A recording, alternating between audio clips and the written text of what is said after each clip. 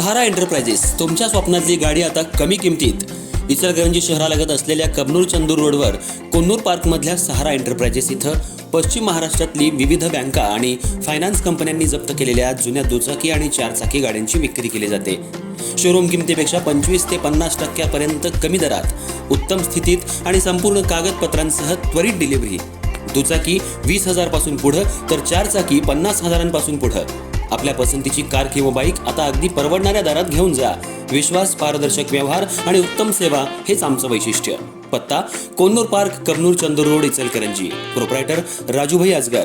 संपर्क 8055810910 आणि 9860785786. सहारा एंटरप्राइजेस, दर्जा, विश्वास आणि बचत यांचं परिपूर्ण ठिकाण.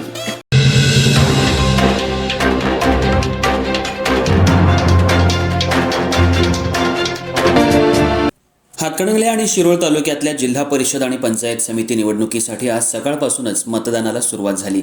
सुरुवातीच्या काही तासात काही मतदान केंद्रांवर नागरिकांची तुरळक उपस्थिती दिसून आली, तर काही ठिकाणी मात्र मतदारांची गर्दी दिसत होती.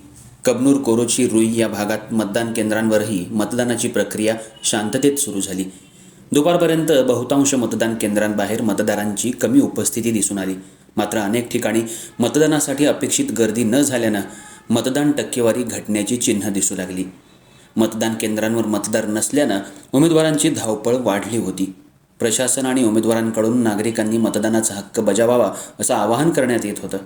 काही ठिकाणी मतदारांनी सकाळीच मतदान करून आपली जबाबदारी पार पाडली, तर अनेक मतदार दुपारपर्यंत मतदान केंद्रांकडे फिरकले नव्हते.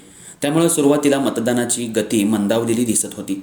मतदानाची टक्केवारी कमी राहण्याची शक्यता व्यक्त केली जात होती. मात्र दुपारनंतर परिस्थितीत बदल दिसून आला. बहुतांश मतदान केंद्रांवर मतदारांची गर्दी वाढू लागली आणि मतदानाचा वेगही वाढला. प्रशासनाकडून मतदानासाठी सर्व आवश्यक सुविधा उपलब्ध करून देण्यात आल्या होत्या. त्यामुळे दुपारनंतर मतदारांनी मोठ्या संख्येनं मतदान केंद्रांकडे धाव घेतल्याचं चित्र दिसून आलं. एकूणच सकाळी मंद गतीनं सुरू झालेलं मतदान दुपारनंतर वेग घेत असल्याचं चित्र हातकणंगले आणि शिरोळ तालुक्यात पाहायला मिळालं. प्रशासन आणि उमेदवारांच्या आवाहनाला प्रतिसाद देत मतदारांनी मतदान प्रक्रियेत सहभाग नोंदवायला सुरुवात केल्याचं दिसून आलं.